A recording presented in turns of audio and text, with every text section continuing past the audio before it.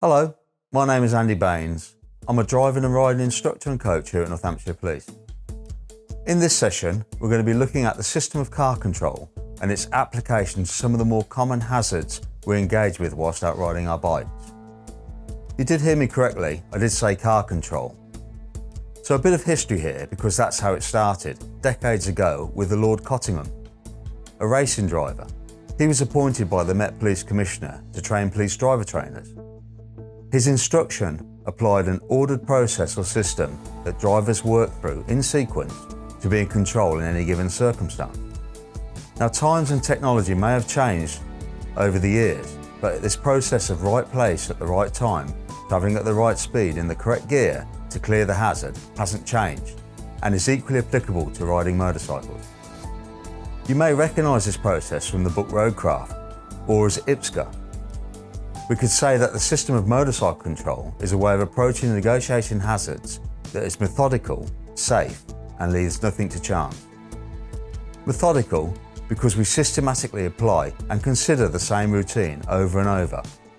Safe because that has to be our overriding factor above all else. And leave nothing to chance. It should be a calculated decision-making process where we don't gamble with our safety or the safety of others. As a motorcyclist, we are extremely vulnerable, but with careful observation, anticipation and planning, and a systematic use of the machine controls, it will increase your safety and crucially give you time to react. In a constantly changing riding environment, hazards come and go singly and in clusters. They overlap and change all the time.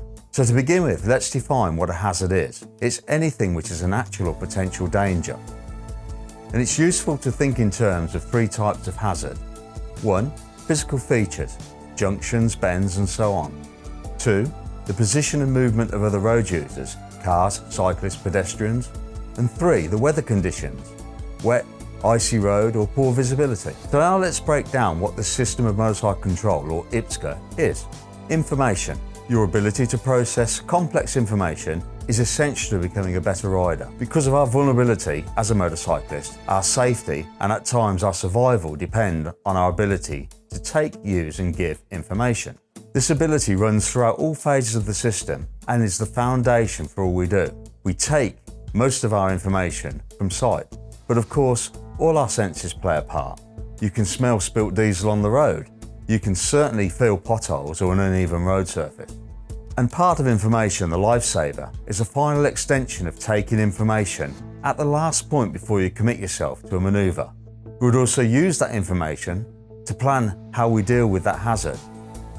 And there are various different ways we give information, like indicators, brake lights, arm signals, maybe even the position of our machine on the road, although we have to be careful that the information we give off isn't open to be interpreted differently to our intention. Position. Position yourself so you can negotiate the hazard safely and smoothly, taking account of other road users.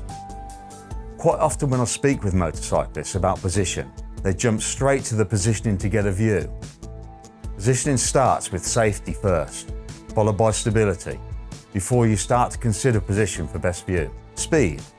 This is about setting the speed of your machine prior to the hazard. This could be achieved by acceleration sense or the use of brakes, or you could already be at the correct speed for the hazard. Gear. Select the appropriate gear for that speed at which you intend to negotiate the hazard. Ideally, the speed phase and gear phase should be separate. Work into the idea of brakes to slow and gears to go.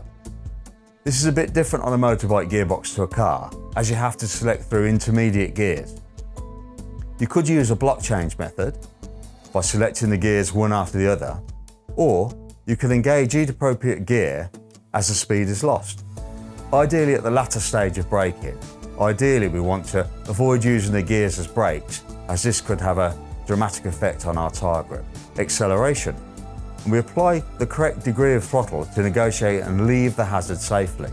This might start with a small amount of throttle and gently increase as you leave the hazard. The throttle is infinitely variable, not just an on or off. Okay, so let's look at how the system of machine control applies to some of the more common hazards we find out there whilst riding our motorcycle. So a left turn, there's a mirror check, a position and an indicator if required. We're now setting the speed Once the speed is set, we can get the correct gear for the hazard, a final lifesaver check, and we turn left and accelerate away from the hazard gently. So let's apply the system to a right turn. Here the machine is in the correct position, a mirror check after identifying where we want to turn right, and an indicator to give some information. Now we're setting the speed, getting the gear, final lifesaver, and we turn into the feature and accelerate away. Okay, roundabouts. Let's apply the system to the roundabout. We identify with our information from the roundabout sign. We want to turn left at this roundabout. So mirror check. We adopt a position more to the near side, indicator, set the speed, take a gear, final lifesaver check, and away we accelerate through the exit. So applying the system to this busy junction ahead, you can already see movement to the near side and then other cars coming towards us. So we're at the right speed in the right gear, and we just equal the threat by taking a more central position. Once we're through the hazard, we can raise our speed again. Okay, so we've left the 30-mile-an-hour speed limit and we're into the nationals with the potential for an overtake ahead. We're adopting a position to the near side to open up the view there and just waiting for further confirmation of information, but as the view opens up, can you see her? Would you have committed to that overtake? So I'm anticipating that the black car here is going to pull out to pass the jogger. That's why we haven't committed to the overtake here.